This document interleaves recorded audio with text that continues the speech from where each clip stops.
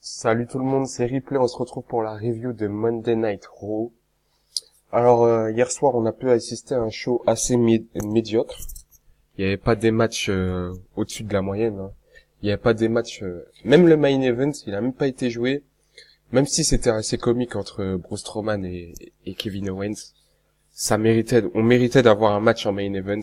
Comme la semaine dernière, c'était un vrai main event et là on n'a pas eu de main event, c'était vraiment dommage.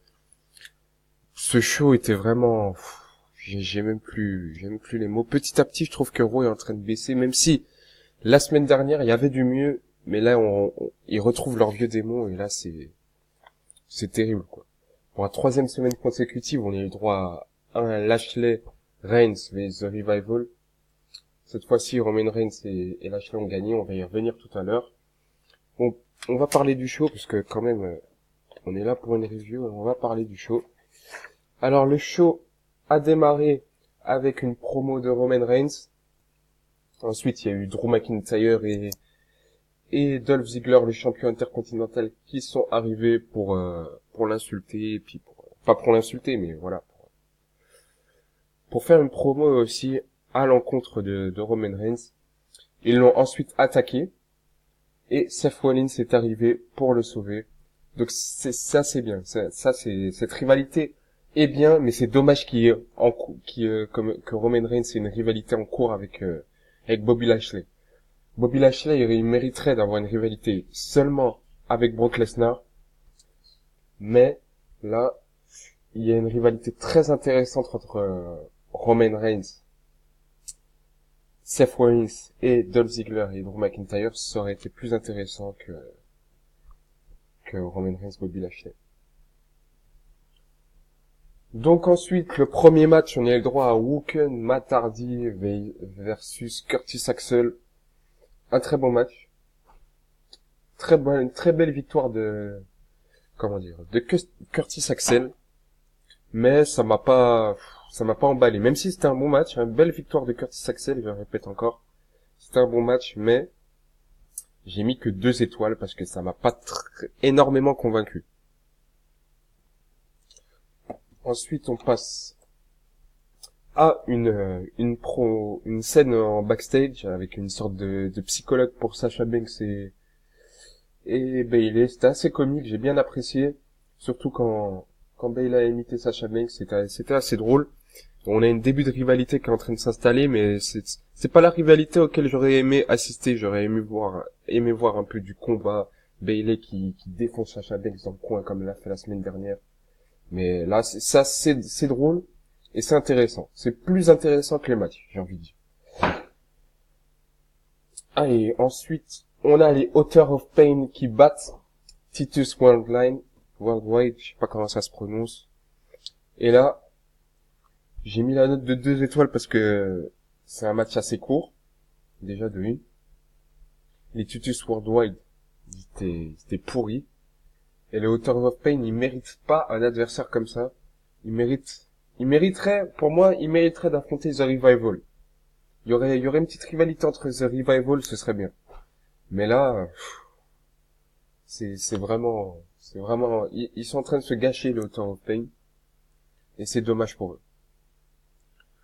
Ensuite, on a une petite scène où Kevin Owens arrive en voiture.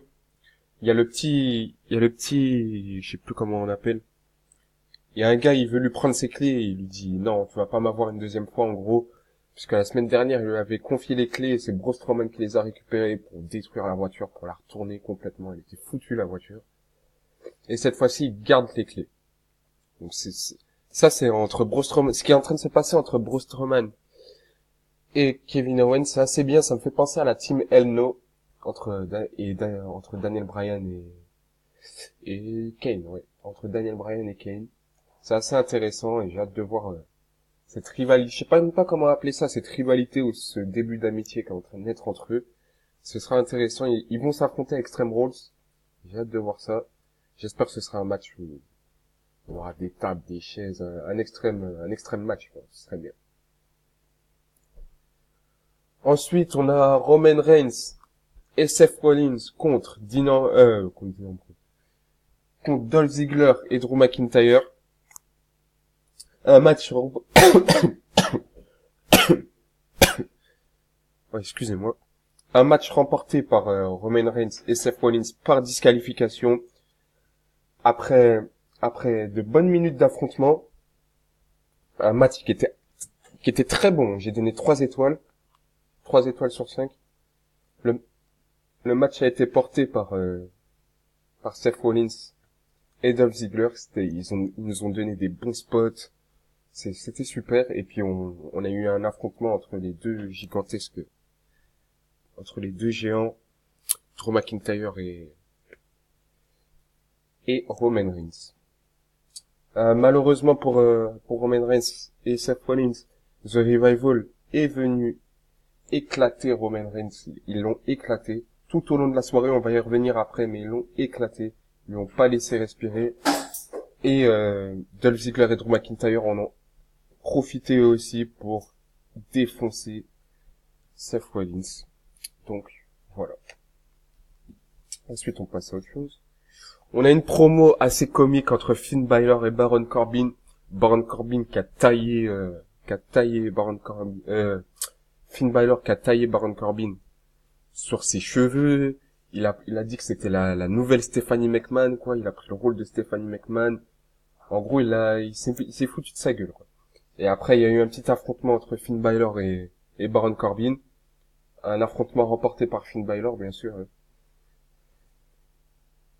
Ensuite, on a eu un match entre Ember Moon et Liv Morgan, un match remporté par Ember Moon. Un match assez, bon, c'était un match féminin, c'était un bon match. Mais j'ai mis que 2 étoiles parce que ça méritait mieux quand même. On aurait eu Ruby Riott contre Ember Moon, ça aurait été mieux, je pense. Ensuite, on a eu Roman Reigns, Bobby Lashley et The Revival pour la 3e semaine consécutive. Et c'est Roman Reigns et Bobby Lashley qui gagnent par disqualification. Comme vous le voyez sur la première photo, Bobby Lashley, en fait, ça part de Roman Reigns, en fait. Roman Reigns qui a pas voulu passer qui a pas voulu accepter le tag de Bobby Lashley. Et il s'est fait détruire encore une fois par The Revival et Bobby Lashley qui est parti parce que ça le dégoûtait, je suppose. Il voulait pas assister à ça et puis il n'a rien à voir dans cette affaire. J'ai mis 2 étoiles pour le match. Un match qui a pas eu de suite. Un match décevant.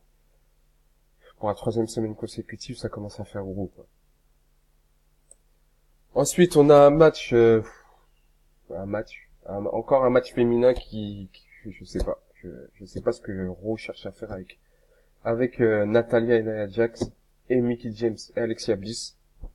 Je sais pas ce qu'ils cherchent à faire. Et c'est Nia Jax qui gagne contre Mickie James, un affrontement qui était ridicule. Il méritait pas d'être à Raw. Encore une fois, on a Mickie James. Elle est dans une position où elle accompagne Alexa Bliss. Or, Alexa Bliss n'a pas besoin d'être accompagnée. Elle n'a pas besoin d'aide. Ils essaient je sais pas ce qu'ils essayent de faire avec la division féminine, mais là, ça devient pitoyable. J'ai donné la note d'une étoile. Wow, il y a quelque chose qui est tombé. J'ai donné la note d'une étoile. Parce que c'était pas un bon match. Tout simplement. Ensuite, le main event entre Braun Strowman et Kevin Owens, un main event qui a pas eu de suite, puisque Kevin Owens a eu peur de Braun Strowman. Il s'est fait disqualifier par le compte de 10 à l'extérieur. Ensuite, on a eu le droit à une scène assez comique, encore une fois, où Kevin Owens se cache dans les coulisses. Il se cache dans une sorte de petite maison. Une petite maison en carton ou en je sais pas quoi, mais une petite maison pour enfants, quoi. Et il y a Braun Strowman qui part le chercher dans les coulisses. Il le trouve. Il fait une voix bizarre, il fait une voix de fille, et puis là, il y a Kevin Owens qui répond, en croyant que ce n'était pas Braun Strowman. Et Braun Strowman qui le tire avec du scotch, je sais pas quoi, il tire la maison avec du scotch, il la ramène sur le stage, et là, il détruit la maison où il y a Kevin Owens dedans. Kevin Owens, je crois, il s'est un peu blessé, mais c'est pas trop grave. Ensuite, je vais vous donner une petite information qui fait plaisir. Ronda Rousey sera à Extreme Rules. Je sais pas si elle aura le droit à un match où elle va intervenir dans le match entre Nia Jax et Alexia Bliss. J'espère qu'elle intervient en fin de match comme l'a fait Alexia Bliss et elle détruit les deux, vraiment. Ce serait super. Pour moi, elle méritait d'avoir la ceinture à Money in the Bank, mais on a préféré la remettre sur Alexia Bliss. Ça me gêne pas non plus, mais bon. Elle méritait cette ceinture, même si c'est un peu trop tôt pour elle. Je comprends, c'est un peu trop tôt pour elle. Bien les gars, j'espère que vous avez aimé cette petite review. Moi, ça m'a fait plaisir de parler de Raw avec vous. Si vous voulez plus de vidéos de ce type, n'hésitez pas à me le mettre dans les commentaires. Ça m'a fait plaisir de partager ça avec vous. N'hésitez pas à liker, à vous abonner, à commenter et à partager si vous avez dans votre entourage des gens qui aiment le catch. Partagez ma chaîne. Bien les gars, il est temps de terminer cette vidéo. Ciao.